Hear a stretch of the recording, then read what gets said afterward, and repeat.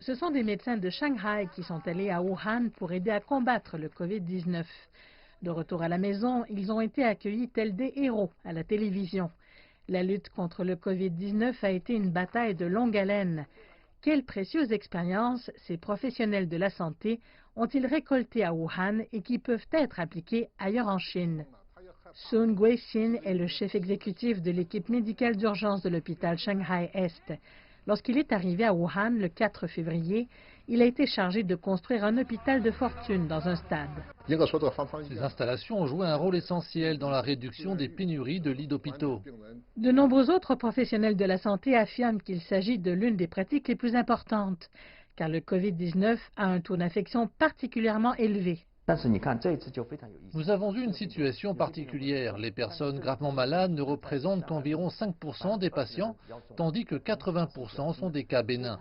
Cela signifie que le virus peut effectivement se propager parmi différentes personnes. Par conséquent, la leçon numéro 1, construire rapidement des installations pour accroître la capacité d'isoler les patients des communautés.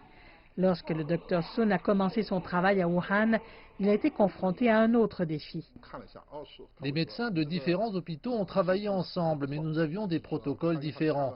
Par exemple, un médecin pouvait examiner un scanner et donner des conseils médicaux particuliers, mais un autre médecin aurait pu faire une suggestion complètement différente. Ce qui mène à la leçon numéro 2, établir un protocole partagé entre les médecins de différentes régions. Le diagnostic de Covid-19 a été une expérience traumatisante pour beaucoup. L'infirmière en chef Gao Caiping, également membre de l'équipe médicale, a détaillé les combats, les frustrations et les espoirs de ses patients dans un livre. Plusieurs avaient peur et ne voulaient pas tellement communiquer entre eux au début.